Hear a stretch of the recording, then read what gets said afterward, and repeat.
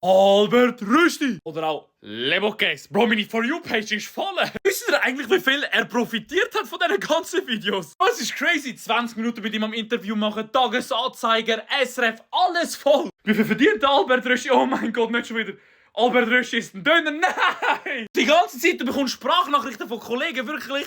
Lebokes. Während du am Streamen bist, Lebokes. Das ist...